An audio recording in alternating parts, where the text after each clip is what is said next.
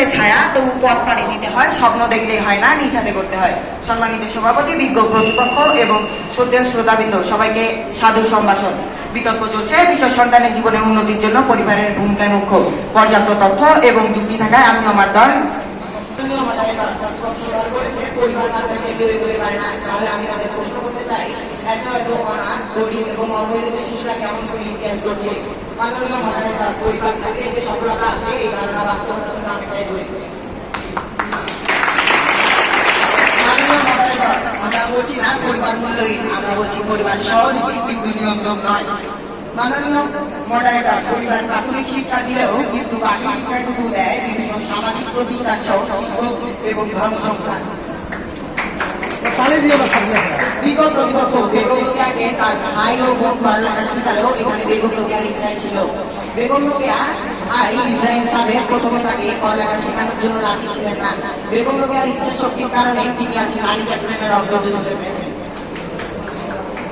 বিগত প্রতিপক্ষ, আপনারা বলেছেন বেগম রোকেয়ার কথা যে তিনি তার বিদ্যালয়ে পড়ালেখা শিখেনি, তাহলে তিনি এতগুলো বিদ্যালয়ের প্রতিষ্ঠা করলেন কেন? তিনি যদি জানতেন যে পরিবারের মুখ্য, তাহলে তিনি পরিবারকে প্রাধান্য দিতেন, তিনি বিদ্যালয়কে প্রাধান্য দিতেন না।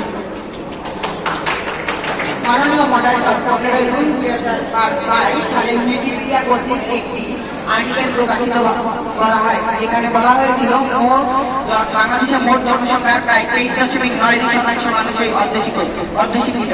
তার মানে কি তাদের পরিবার নেই, যার কারণে তারা নিজের জীবনে উন্নতি করতে পারছে না? আশা করি প্রশ্নের উত্তর দিয়ে যাবেন বিকল্প প্রতিপক্ষ। 2 অক্টোবর 2024 সালে অরফানস নিড অর্গানাইজেশন কর্তৃক একটি আর্টিকেল প্রকাশিত হয়, যেখানে বলা হয়েছিল মোট শিশু সংখ্যার প্রায় 8%ই এতিম। তাহলে কি তারা উন্নতি করতে পারবে না? অবশ্যই উন্নতি করতে পারবে, কারণ সন্তানের জীবনের উন্নতির জন্য পরিবারের ভূমিকা হয়। মাননীয় মডারেটর, আমরা প্রতিদিনই তালাকের কথা শুনতে পাই। তালাকের ফলে সন্তানের কোন মানসিক প্রভাব পড়ে? এই মানসিক প্রভাবের ফলে সন্তানের মস্তিষ্ক সঠিকভাবে বেড়ে উঠতে পারে না। এটাই কি সন্তানের জীবনের উন্নতির জন্য পরিবারের ভূমিকা?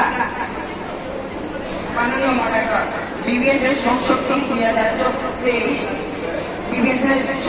2023 অনুযায়ী বর্তমানে বাংলাদেশে শিক্ষিত বেকারের সংখ্যা 19 লাখ। তাহলে কি তাদের পরিবার নেই, যার কারণে তারা নিজের জীবন উন্নতি করতে পারছে না? মাননীয় মডারেটর, আমরা প্রায় আত্মহত্যার কথা শুনতে পাই। বিজেপি দেখা গিয়েছে যারা আত্মহত্যা করে তাদের মধ্যে 53% নারী। এই 53% নারীর মধ্যে 23% নারী নিজের পরিবারের কাছে আত্মহত্যা করে। এই 23% নারীর জীবনে তাদের পরিবারকে কিছু করতে পারলো না, কিন্তু তাদের মৃত্যুর জন্য দায়ী হয়ে দাঁড়ানো মাননীয় মডারেটর। মাননীয় মডারেটর, পরিবারের তাদের খাতনা রাস্তায় এতগুলো সিগারেটের প্যাকেট, খাতনা রিহাবে কোনো 18 বছর বয়সে নিতে পারলো। ধন্যবাদ।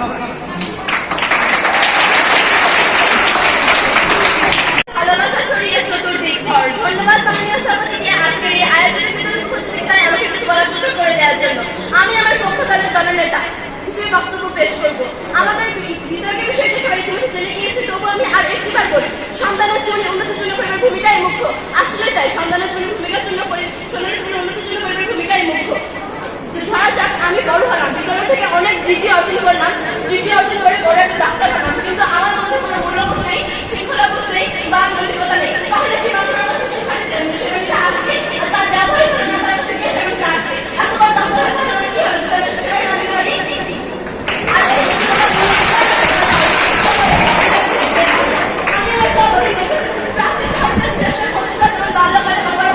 সুযোগ করে দেওয়ার জন্য।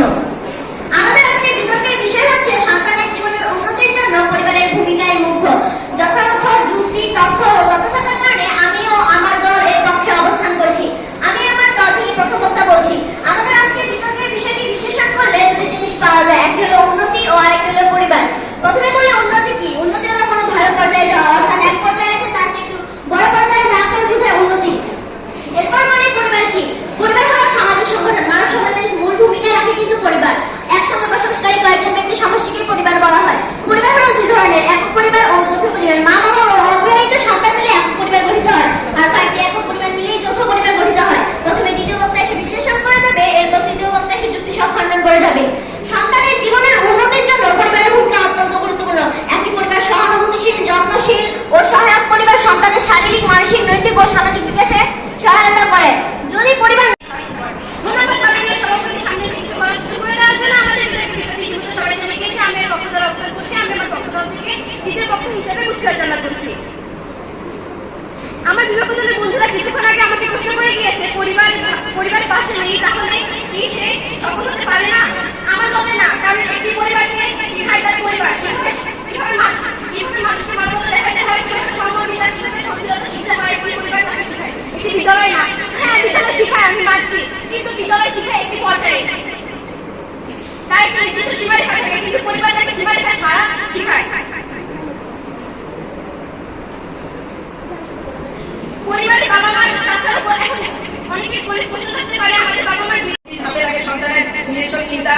একটা নিয়ন্ত্রণ ও মানসিক দৃঢ়তা হতে পারে মা বাবার কাছ থেকে তার কথা বলা শেখা, কিন্তু পরবর্তী জীবনে তাকে সেই মা বাবা কোনো না কোনো সাহায্য করে না। বিজ্ঞপ্তি